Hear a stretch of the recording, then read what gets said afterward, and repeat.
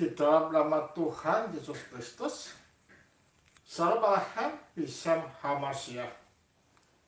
Ketemu dengan Romo Yohanes lagi di Suara Padang Gurun dalam Menata Kalbu.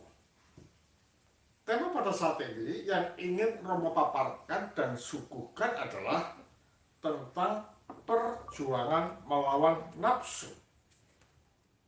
Saudara, kalau nafsu itu sudah tinggal di dalam kalbu, karena kita memberikan tempat bagi nafsu untuk tinggal dan diam, maka seseorang itu tidak akan memerangi nafsu yang mencoba menggerogoti kita,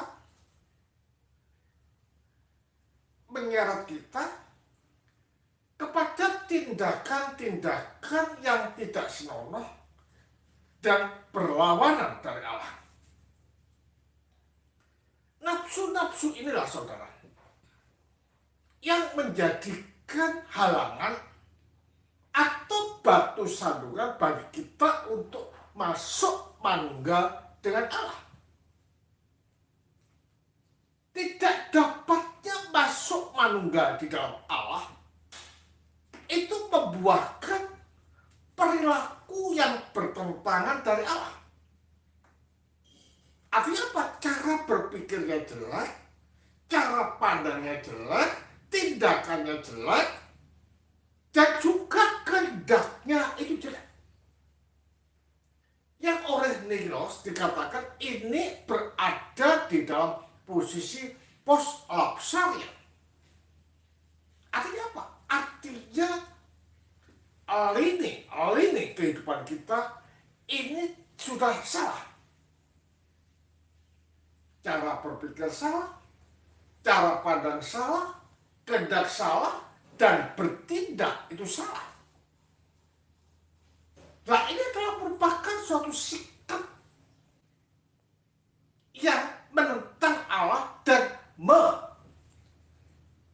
menyangkali dirinya sendiri sebagai gambar Allah yang memantulkan sifat dan karakteristik Allah yang Tritunggal itu di dalam hidup.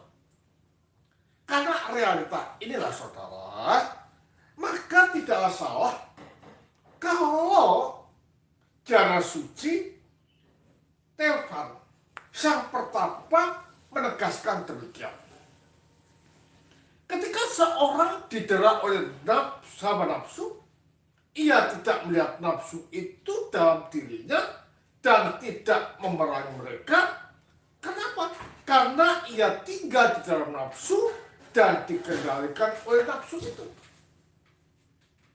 Jadi kalau demikian orang yang dikendalikan oleh nafsu, saudara, tidaklah mungkin dapat melihat nafsu jahat yang menyeret kita kepada keterpisahan, keterputusan, keterisolisan dari Allah.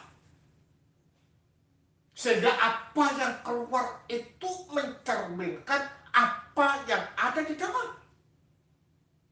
Dan ini menunjukkan bahwa kalbunya gelap. Makanya dikatakan bahwa mata adalah pelita tubuh. Jikalau matamu terang, maka teranglah seluruh tubuhmu. Jikalau matamu gelap, maka betapa gelapnya tubuh. Artinya mata apa ini? Ini adalah mata batin. Ini adalah mata kalbu. Ini adalah mata hati. Dengan hati, kalbu, dan batin yang bersih inilah, maka yang terekspresi keluar itu akan baik, akan murni, akan bersih, dan mencerai orang-orang yang hidup di sekitarnya. Tetapi jikalau nafsu itu tidak ada di dalam kalbu atau nafsu jelek, maka beda urusan. Maka dikatakan di sini, ketika kasih karunia menjadi aktif di dalam dia, ia mulai membedakan apa yang merupakan nafsu dan dosa di dalam dirinya sendiri. Ia mengakui nafsu itu. Jadi tahu ketika ada kasih Allah itu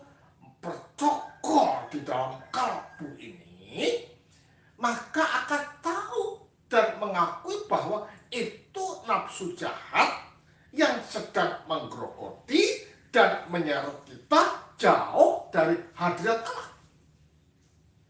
Jadi kan demikian, kasih yang adalah merupakan sosok melalui rohnya itu tinggal di dalam kita, menjadikan kita ini sadar, menjadikan kita ini tahu, menjadikan kita itu paham tentang apa yang jelek dan merusak perilaku dan otak kita.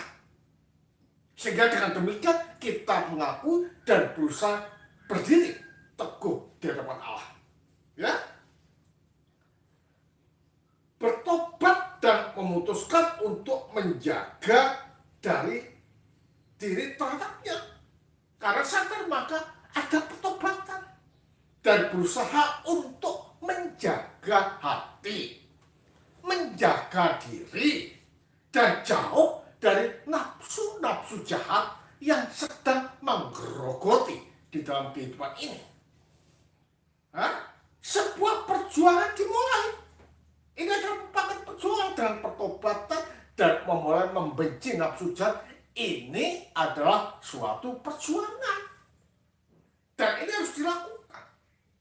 Karena itu tidak salah kalau di dalam perjanjian lama dikatakan be holy because God is holy. Ini adalah ingatan akan takdir, akan kepastian yang Allah sudah tetapkan di dalam hidup ini untuk suci, untuk murni, dan untuk sempurna di hadapan Allah.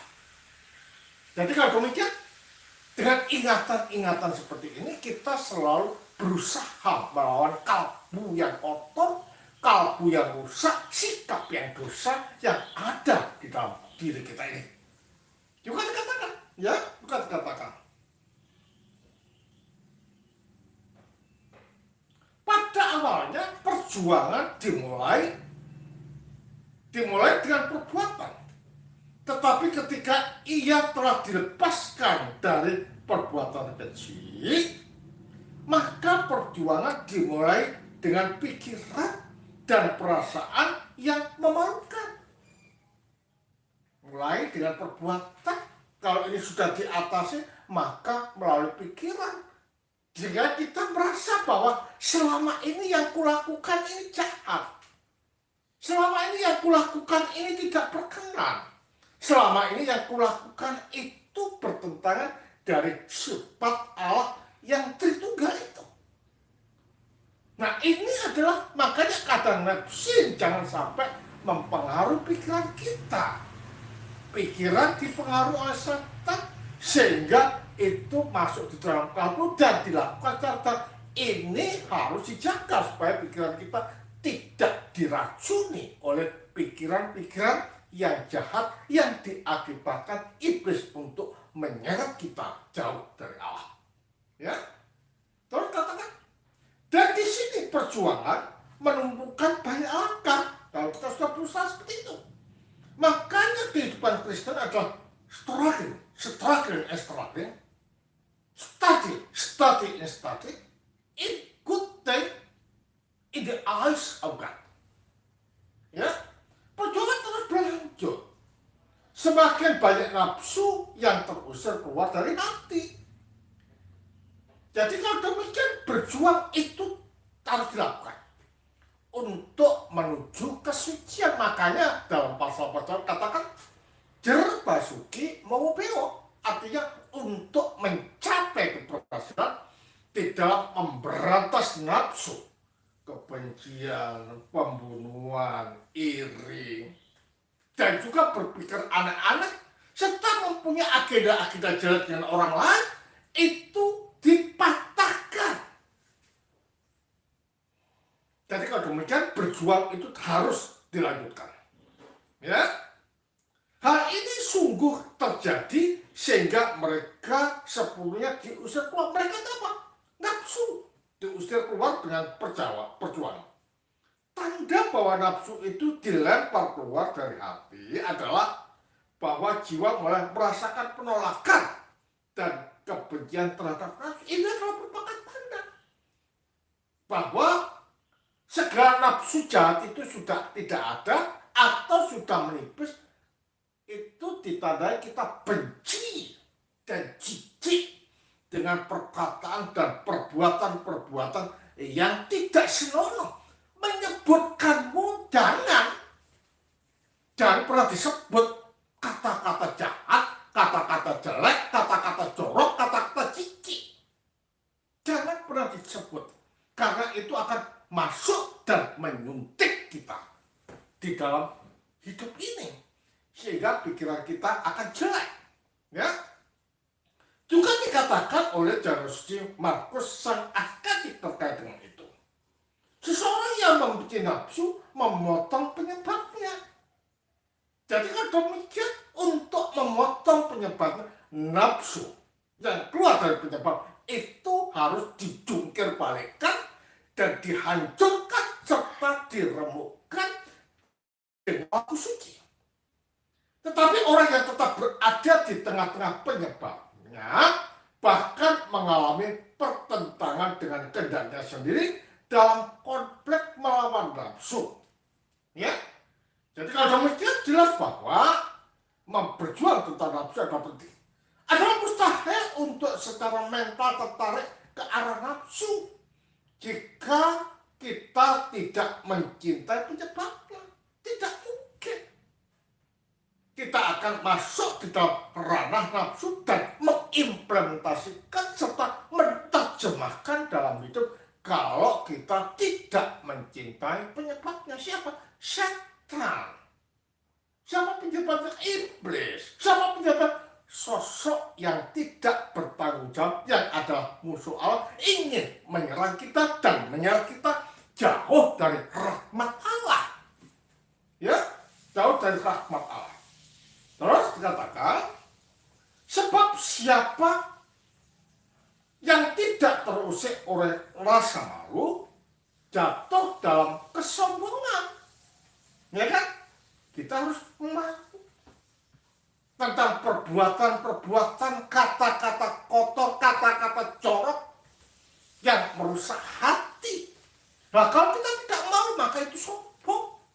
Dan kita bak menggali kubur sendiri yang akan kita alami menderita selama-lamanya ketika roh meninggalkan tubuh. Ya, atau yang mencintai kerendahan hati lantas terusik, oleh rasa malu. Siapa yang memiliki hati yang remuk redap dan rendah hati jatuh dalam kesenangan pada dia. Ya, artinya apa?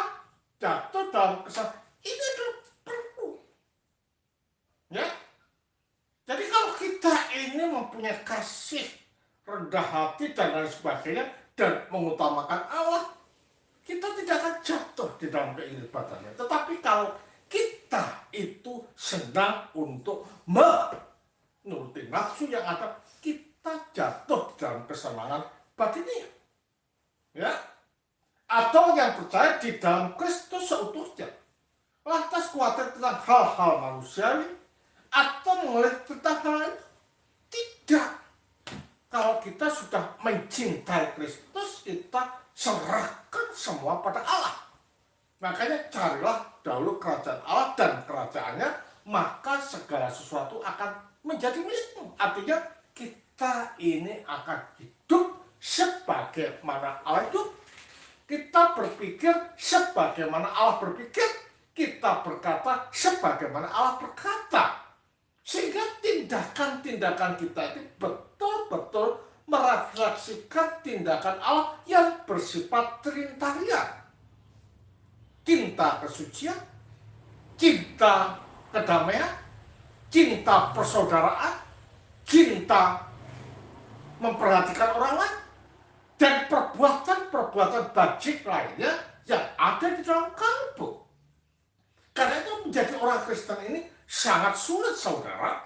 Tidak seperti orang membalikkan telapak tangan, tetapi struggling in our life. Jadi kalau demikian, bagaimana caranya kita semua kuat menyatu tunggal melalui sakramen yang ada di dalam gereja? Dengan menyatu tunggal melalui sakramen yang ada di dalam gereja, itulah menjadikan kita diberikan kekuatan oleh Allah melalui rohnya untuk melawan nafsu, menjungkir balikan nafsu, dan meremukkan nafsu jahat yang mencoba menjauhkan kita dari Allah. Demikian paparan yang dapat Romo berikan pada saat ini. Kiranya ini dapat dijadikan dasar untuk kita selalu berjuang melawan nafsu, karena kita sadar dengan menuruti nafsu dagingnya, kita akan diseret jauh dari Allah. Dan kalau kita jauh dari Allah, maka neraka itu akan menghantui dan menunggu kita. Nun, Tuhan memberkati kita semua. Amin.